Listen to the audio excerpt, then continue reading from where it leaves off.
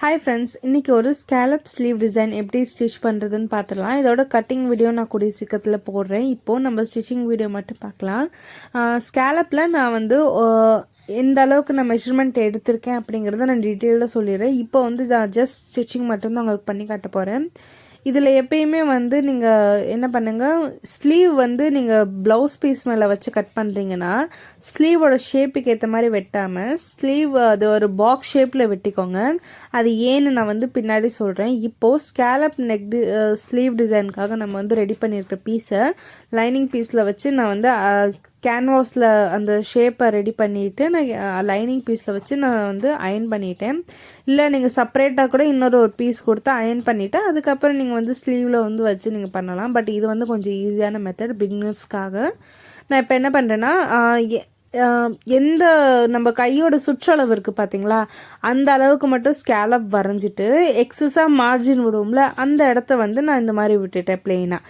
இப்போது கேன்வாஸ் மேலேயும் ஸ்டிச் பண்ணாமல் கேன்வாஸை ஒட்டியே நீங்கள் வந்து இந்த மாதிரி மெதுவாக பொறுமையாக ஸ்டிச் பண்ணிட்டு வாங்க. வீடியோக்காக ரொம்ப ஸ்பீடாக போகும், பட் நீங்கள் பொறுமையாக நிதானமாக நிறுத்தி இந்த மாதிரி நீங்கள் வந்து அந்த வளைவுகள் அந்த கர்வ் கொடுத்துருக்குல அதிலலாம் பொறுமையாக நிறுத்தி நிதானமாக நீங்கள் வந்து ஸ்டிச் பண்ணிகிட்டே வாங்க. கேன்வாஸ் மேலே தையல் போட்டுறதுங்க, கேன்வாஸை ஒட்டியே தையல் போடுங்க. அப்போ தான் பெரட்டி விடும்போது உங்களுக்கு ஈஸியாக வந்து அந்த ஷேப் அழகாக வரும். இப்போ நீங்கள் போட்டிருக்க தையல் கரெக்டாக இருக்கான்னு எப்படி செக் பண்ணணும்னா, அந்த பீஸை திருப்பி விட்டு பார்த்தீங்கன்னா உங்களுக்கு வந்து பின்பக்கம் நீங்கள் போட்ட தையலோட அச்சு வந்து அழகாக விழும். அதில் எங்கேயாச்சும் வந்து உங்களுக்கு ஷேப் லைட்டாக மாறி போச்சு அப்படிங்கிற ஒரு டவுட் இருந்துச்சுன்னா அந்த இடத்துல அந்த ஷேப்பை பிரிச்சுட்டு திரும்ப லைட்டாக அந்த இடத்துல ஒரு கர்வ் கொடுத்து நீங்கள் வந்து சரி பண்ணிக்கோங்க. ஃப்ரண்ட் சைடு பார்த்து அவங்களால சரி பண்ண முடியும்னா பண்ணிக்கலாம். இல்லை ஃப்ரண்ட் சைடு பார்த்தாலும் எனக்கு ஸ்டிச்சிங் வந்து சரியாக தெரியலன்னு நினச்சிங்கன்னா பேக் சைடில் திருப்பி விட்டு ஒரு வாட்டி கரெக்ஷன் பார்த்துட்டு நீங்கள் அதுக்கப்புறம் வந்து பண்ணலாம். அதுக்கப்புறம் நான் என்ன பண்ணுறேன்னா, தையல் போட்டிருக்கல அதுலேருந்து 1/4 இன்ச்சுக்கு கீழே இறக்கி நான் சுற்றிலும் வந்து இடம் விட்டு நான் கட் பண்ணி எடுத்துக்கிறேன்.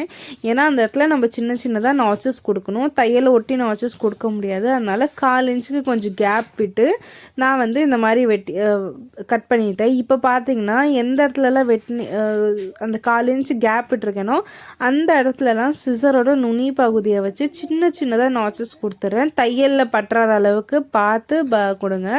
இப்போது நான் நாச்சஸ் கொடுத்த பிறகு இப்போ இந்த மெயின் பீஸை வந்து நான் பெரட்டிக்கிறேன். ரொம்ப திக்கான துணியாக இருந்தால் நீங்கள் ஈஸியாக அழகாக பெரட்டி எடுத்துடலாம். ரொம்ப மெல்லிசான துணியாக இருக்குது ப்ளவுஸ் பீஸ் அப்படின்னா கொஞ்சம் பொறுமையாக வந்து நீங்கள் பெரட்டி எடுங்க.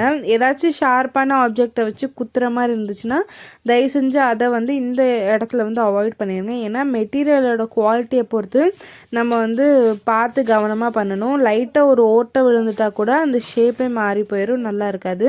முடிஞ்ச அளவுக்கு கையை வச்சு நீங்கள் வந்து லைட்டாக ப்ரெஸ் பண்ணி இந்த மாதிரி ஷேப்பை வெளியில் கொண்டு வந்துடலாம். ஒன்ஸ் நீங்கள் அந்த ஷேப்பை வந்து வெளியில் கொண்டு வந்த பிறகு அயன் பண்ணிடுங்க. அப்போ தான் வந்து நல்லா ஸ்டிஃபாக நிற்கும் அந்த பீசஸ்லாம் வந்து. இப்போ ஓரளவுக்கு நான் அயன் பண்ணலை, அப்போவே அந்த பீஸ் எவ்வளோ அழகாக நிற்கிது பாருங்கள். நான் ஃபைனல் டச்சை தான் அயன் பண்ணுவேன். இப்போது அந்த பீஸை திருப்பின பிறகு நம்ம சுற்றிலும் லைனிங் பீஸை அந்த ப்ளவுஸ் பீஸ் மேலே வச்சு சுற்றிலும் வந்து நம்ம தையல் போட்டு எடுத்துக்கலாம். இப்போ பார்த்தீங்கன்னா எனக்கு லைனிங் பீஸ்லேயே நான் வந்து கொஞ்சம் ஸ்லீவுக்கு வந்து துணி பத்தாதனால நான் ஒட்டு கொடுத்துருக்கேன். அதே மாதிரி நம்ம ப்ளவுஸ் பீஸ்லேயே ஒட்டு கொடுத்தாகணும். இந்த ஒட்டு கொடுக்கறதுக்காக தான் நான் வந்து என்ன சொல்வேன்னா, ப்ளவுஸ் பீஸை வந்து அந்த ஸ்லீவோட ஷேப் மாதிரி கட் பண்ணாமல் நீங்கள் ஒரு பாக்ஸ் மாதிரி கட் பண்ணிட்டீங்கன்னா நீங்கள் வந்து ஃபஸ்ட் சுற்றிலும் அந்த லைனிங் பீஸில் தையல் போட்டு முடித்த பிறகு மேலே பாருங்கள் எவ்வளோ துணி வந்து காலியாக இருக்குது. அது வந்து வேஸ்ட்டு தான், நமக்கு தேவைப்படாது.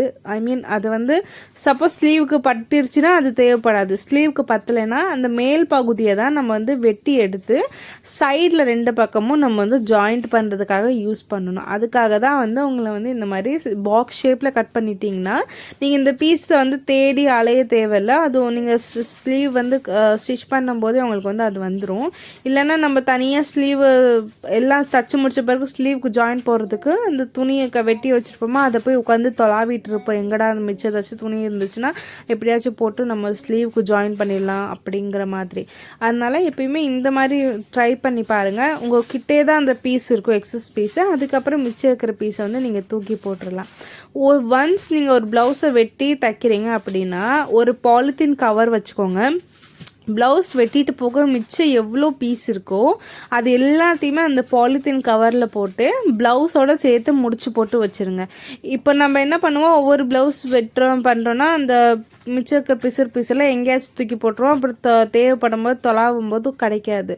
இப்படியே நீங்கள் பாலித்தீனுக்குள்ளே போட்டு வச்சு அந்த ப்ளவுஸோடு சேர்த்து கட்டி வச்சிட்டிங்கன்னா நீங்கள் தைக்கும் போது அது உங்கள் பக்கத்துலேயே தான் இருக்கும். டக்குன்னு நீங்கள் ஒரு பீஸ் ஏதாச்சும் ஒட்டு போடணுன்னா உங்களுக்கு ஈஸியாக அது வந்து கிடச்சிரும். அதனால தான் இப்போ பார்த்தீங்கன்னா நான் இந்த சைடு ஒட்டு போட்டேன், அதே மாதிரி இந்த பக்கமும் ஒட்டு போட்டு ஃபைனலாக ஃபினிஷ் பண்ணி முடிச்சிடலாம்.